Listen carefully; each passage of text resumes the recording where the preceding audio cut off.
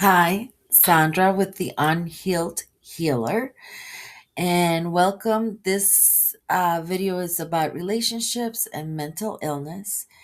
And in particular, this topic is going to be about intimate relationships or your significant other, or pretty much anyone who is by your side, like stuck to your hips.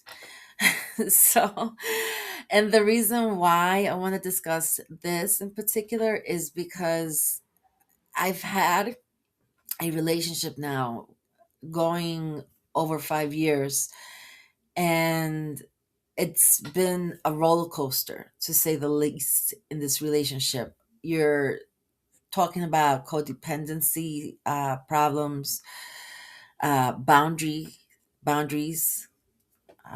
not being respected, empty promises, compassion, uh, more like there is no compassion sometimes, self regulating, and being in awareness of how to create those lines and those shifts so that there can be peace and what the important part of the relationship can live, the truth of the relationship can live. And I will be bringing in a video which I put up 2 days before Thanksgiving, and I was very emotional in that video. And I just want to make a side note that some of the videos I'm going to be putting up, it was very hard for me to film those because the holidays themselves were a hard time for me, and so I videotaped myself more like at the end of whatever was going on emotionally for me. And I wanted to do this because I wanted to capture um, my emotions in action, I guess you could say. And I mean, I'm sure you could just see that it's very hard to film yourself while you're having an emotional bout.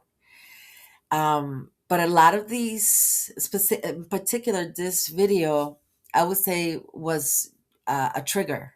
Like the reason why I was in a state of emotion is because it was a trigger. And triggers also have a lot to do with mental illness and relationships. Because many times the people who are in your life are the ones creating those triggers, or maybe the reason why you have that trigger to begin with. So let's see a little bit of this video and then we'll reconvene. All right. Thank you.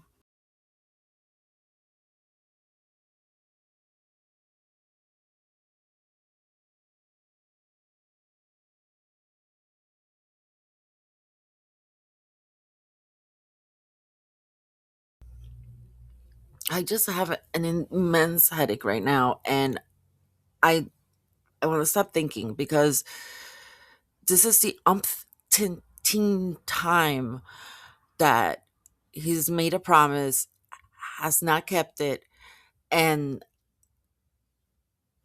I keep going back and forth. And I know there's a lot of things about this relationship that I don't know how to. I want to stop complaining, and I want to stop seeing him in this light. uh, but it just feels like Jekyll and Hyde. Like he'll be like so amazing for a while, and then it'll just turn just like that, and I don't know when it's happening. And it and I get it. Like a lot of people tell me a lot of stuff, and even just putting this up, like I don't feel good about talking about such personal stuff. But I mean, let's get real. Like let's talk about this. How many women are in positions where they feel like they're stuck because there's no other alternative, or so you think. But I just want to close my eyes and wish that I wasn't I wasn't here, that this wasn't my life, that I could have my son back, that I could have that relationship back, and that, I mean, I hate to say it, but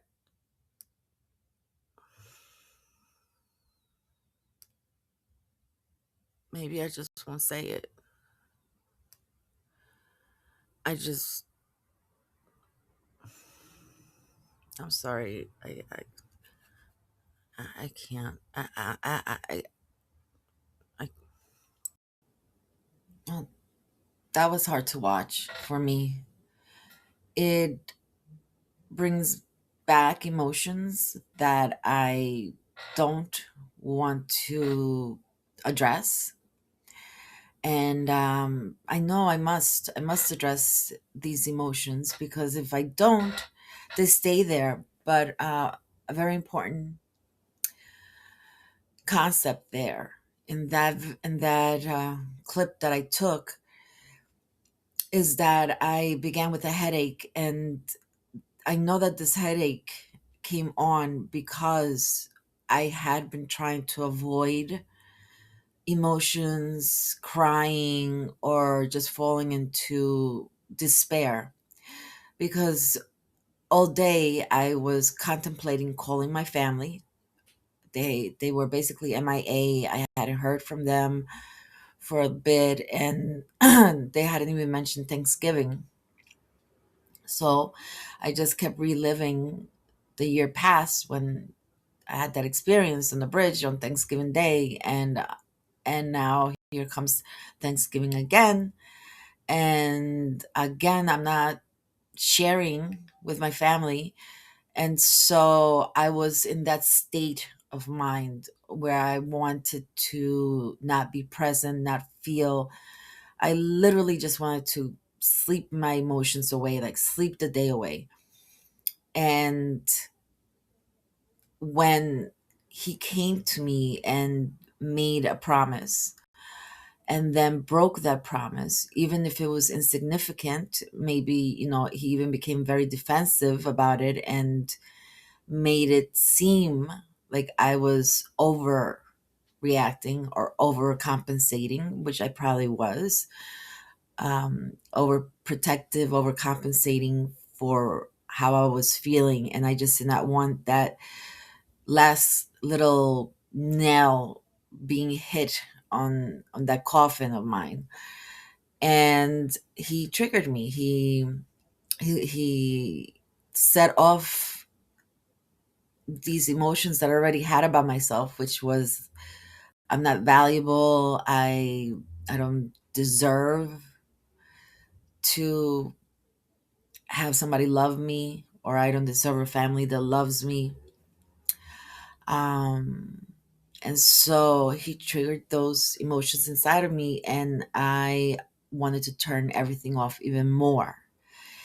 And what I'm learning is that when you're in any relationship and you are dealing with mental illness, both parties have to be in awareness.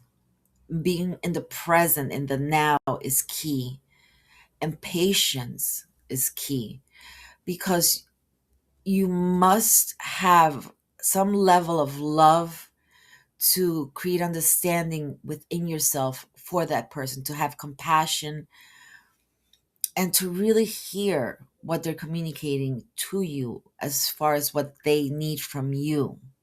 And that's tough. A lot of us don't want to give. We don't want to listen to what another person might need, or we're more focused on our needs, our wants, and to be listened to, right? Rather than the opposite. And if you do have somebody in your family who is suffering from mental illness, these are requirements that should never be taken off the table: awareness, patience, and active listening.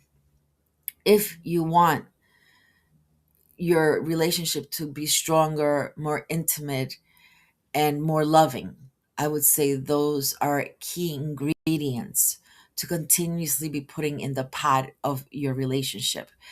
And I have to say that for him, it's been a long journey. We connected when we first met in from a place of trauma, really, because that day I had tried to kill myself. I had put a t-shirt up my muffler and I had waited for about 15 minutes and nothing happened. And when I came out, the shirt was gone and I was a little nervous because I'm like, where did this shirt go? And should I be driving this car, after the shirt got sucked up the muffler or I don't know where it went. And so I drove around and I ended up in his shop, in his car shop. And that's how I met him. And he has a similar path. And so, just being in awareness, I am in awareness. Like there is codependence dependency going on here in this relationship.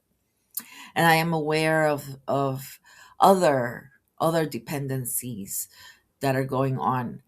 And so I am here with him because we are helping each other evolve into more awareness of who we are, what we're trying to create for ourselves. And we know, like, we're both in our 50s, so we've already lived half of our lives or more than half.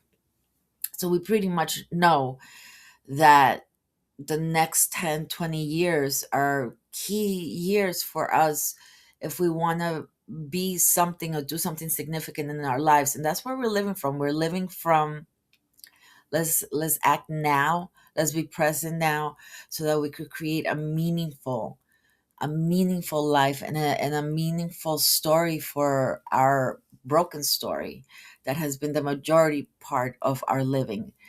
And so that's basically it. And I would say, there's a lot more to talk about here.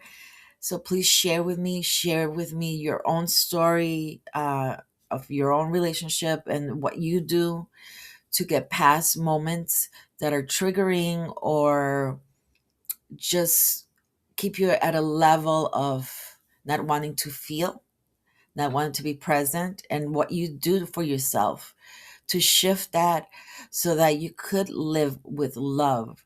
Because love is staying in the truth. Love keeps that connection. And more importantly, love gives you peace.